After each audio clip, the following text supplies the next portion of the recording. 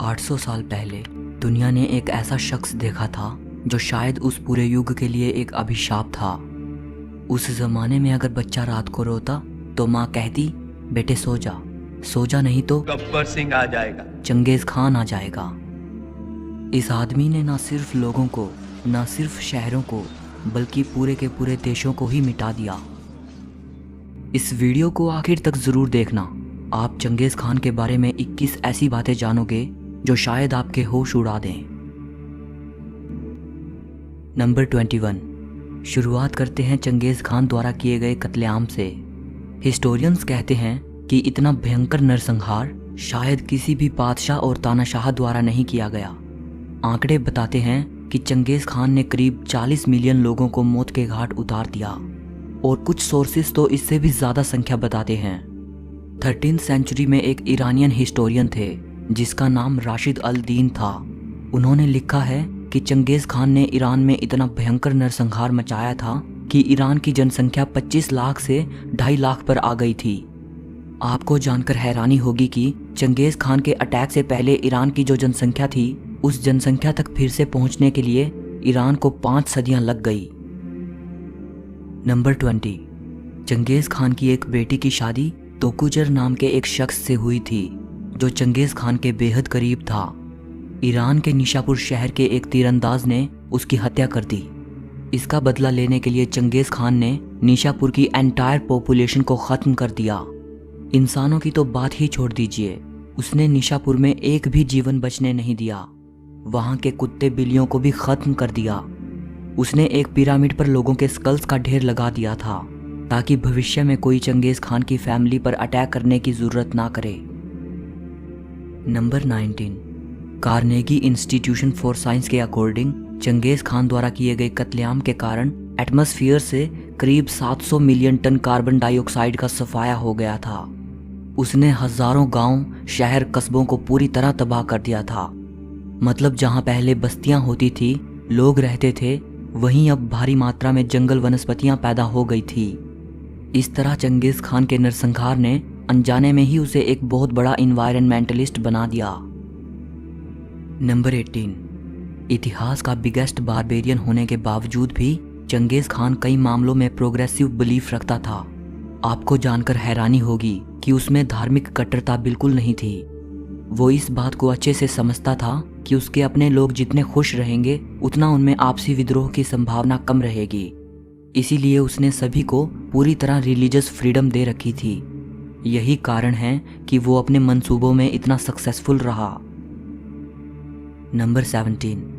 दुनिया के बड़े बड़े बादशाह, राजा, महाराजा चाहते थे कि उनके मरने के बाद भी लोग उन्हें सदियों तक याद रखें। इसीलिए वो अपनी यादों को कायम रखने के लिए मकबरे और स्मारक बनवाने की वसीयत छोड़ जाते थे। लेकिन चंगेज खान के साथ ऐसा नहीं है। वो नहीं चाहता था कि उसके मरने के बाद दुनिया उसे याद रखे। उसने जीते जी किसी भी चित्रकार को अपनी तस्वीर बनाने नहीं दी, किसी मूर्तिकार को अपनी मूर्ति बनाने नहीं दी और ना ही किसी सिक्के पर अपने जैसा चेहरा उकेरने दिया। चंगेज खान की पहली इमेज उसके मरने के बाद बनाई गई थी। नंबर 16।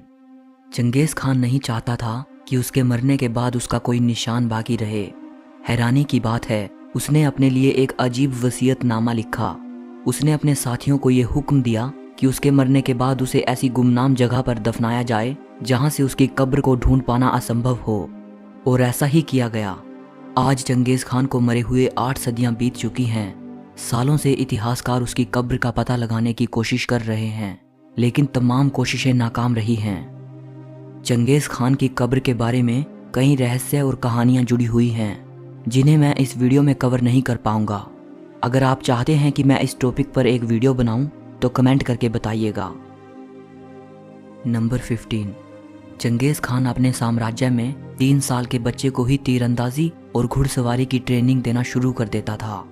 जब यूरोपियंस ने यह देखा था तो उन्होंने लिखा कि मंगोलों की तो लड़कियां भी ज्यादातर पुरुषों से बेटर हॉर्स राइडिंग कर सकती हैं। नंबर 14। मंगोलों के इतिहास में मृत्युदंड देने का एक अजीब तरीका था जिसे चंगेज खान ने भी अपनाया था। वो तरीका था मेजरिंग अगेंस्ट द लिंचपिन। इसमें ऐसा किया जाता था कि लंबे पहियों वाली एक गाड़ी होती थी और जीतने वाला बादशाह हारने वाले दुश्मन देश के नागरिकों को यह हुक्म देता था कि वो सभी एक के बाद एक उस पहिए के पास आकर खड़े हो जाएं, और जिस भी व्यक्ति की हाइट उस पहिए के एक्सल पिन से लंबी होती थी उसका सर काट दिया जाता था। आमतौर पर उस दौरान गाड़ियों के पहिए के एक्सल पिन की लंबाई 3 फीट होती थी, मतलब 3 फीट से लंबे किसी भी व्यक्ति की जान नहीं बख्शी जाएगी। सन 1202 में जब चंगेज खान की उसके राइवल जमुखा के साथ लड़ाई हुई थी तो उसने उसके कबीले के खिलाफ इस तरीके का यूज किया था। उसने 3 फीट से लंबे हर इंसान का कत्ल कर दिया था, सिर्फ बच्चों को छोड़ा गया था। नंबर 13। आज जब कभी चंगेज खान का नाम हम सुनते हैं तो सबसे पहले एक निर्दयी हत्यारे की छवि हमारे जहन में बनती है, जिसने असंख्य लोगों को मौत के घाट उतार दिया। लेकिन इसके बावजूद मंगोलिया में उसको बहुत ऊंचे मुकाम हासिल हैं। मंगोलिया में चंगेज खान का मुकाम सिर्फ एक ऐतिहासिक शख्स का नहीं है, बल्कि वहाँ उसे फादर ऑफ नेशन माना जाता है। यहाँ तक कि नॉर्दर्न चाइना में तो उसका एक टेम्पल भी है जहाँ उसकी एज ए एंसेस्टर पूजा की जाती है। नंबर 12। आज चंगेज खान मंगोलिया में एक नेशनल हीरो की तरह देखे जाते हैं, लेकिन 20वीं सदी में सोवियत रूल के दौरान चंगेज खान का नाम लेना भी बैन था। सोवियत यूनियन ने चंगेज खान की यादें लोगों के जहन से पूरी तरह मिटाने के लिए स्कूली किताबों से उसका नाम पूरी तरह हटवा दिया। उन्होंने मंगोलिया में चंगेज खान के जन्म स्थान की यात्रा पर रोक लगा दी। 90s में मंगोलियन रेवोल्यूशन के दौरान चंगेज खान का नाम मंगोलिया में फिर से कायम हो गया। चंगेज खान मंगोलिया की कला और संस्कृति में वापस आ गए, यहाँ तक कि मंगोलियन करेंसी में चंगेज खान का ही चित्र नजर आता है। नंबर 11। चंगेज खान के नाम में खान होने से बहुत लोगों को ये लगता है कि वो मुसलमान था, पर ऐसा नहीं है। वो किस धर्म को मानता था इस पर बाद में आएंगे, पहले उसके नाम के बारे में जान लेते हैं। चंगेज खान का असली नाम तेमुजिन था। तेमुजिन मंगोलियन भाषा का एक शब्द है जिसका मतलब ब्लैक स्मिथ होता है। चंगेज खान टाइटल उसको बाद में मिला। चंगेज खान नाम कहाँ से निकला है इसको लेकर हिस्टोरियंस अभी भी अनश्योर हैं। एक थियोरी कहती है कि मंगोलियन भाषा के शब्द चिंगिस से चंगेज खान नाम निकला है, जिसका मतलब होता है यूनिवर्सल लीडर। लेकिन चंगेज खान की ये इंग्लिश स्पेलिंग गेंगेज खान कहाँ से आई इस बारे में जानकारी नहीं मिलती। खान शब्द मंगोलियन भाषा में एक ट्रेडिशनल टाइटल होता था, इसका मतलब रूलर होता है, और ये टाइटल मंगोलियन ट्राइब्स के लोग अपने लीडर को देते थे। सो चंगेज खान का मतलब है universal ruler. Number 10। 13th century से पहले नॉर्थ और वेस्ट चाइना में बहुत से नोमैडिक ग्रुप्स थे जिन्होंने धीरे धीरे बसे हुए क्षेत्रों में आना शुरू कर दिया। मंगोल्स भी इन्हीं में से एक थे जो छोटे छोटे कबीलों में बटे हुए थे। तेमुजिन भी इन्हीं लोगों में से एक था जिसने 1206 में इन सभी छोटे छोटे कबीलों को एक किया और वो उनका लीडर बन गया। मंगोलों का लीडर बनने के बाद ही उसने चंगेज खान टाइटल अडॉप्ट किया था। नंबर 9। अब बात करते हैं चंगेज खान का धर्म क्या था। चंगेज खान तेंग्रिज्म धर्म को मानता था। तेंग्रिज्म एक पुराना सेंट्रल एशियन धर्म था और इसके मानने वाले आज भी सेंट्रल एशिया के कई देशों में रहते हैं।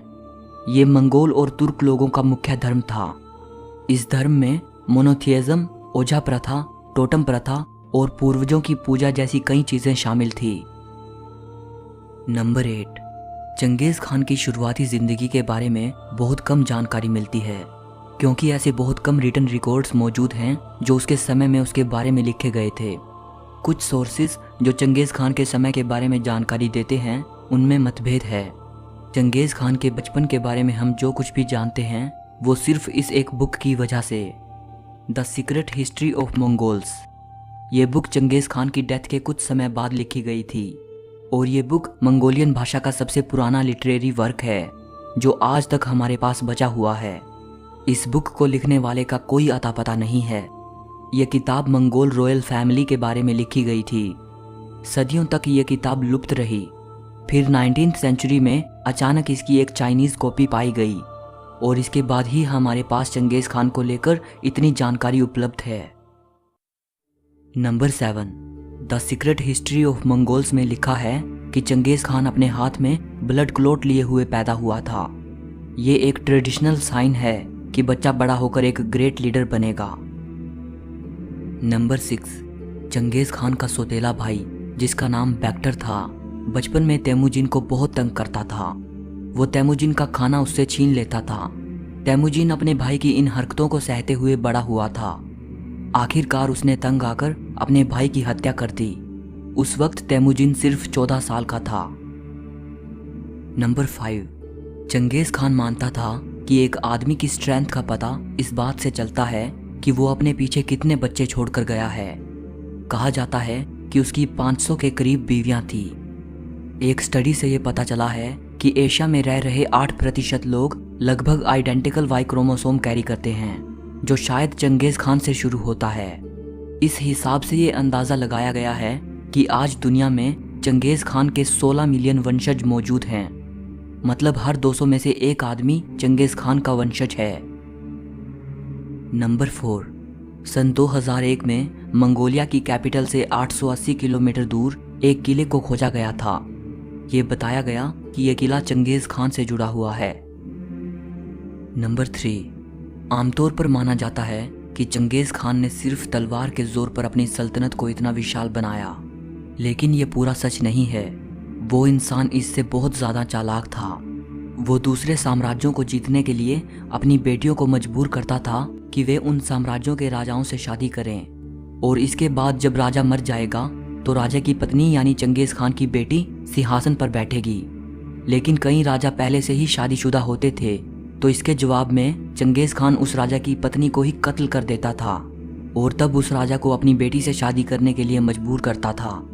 इस तरह वो दूसरे राज्यों को मंगोलिया सल्तनत में शामिल कर लेता था।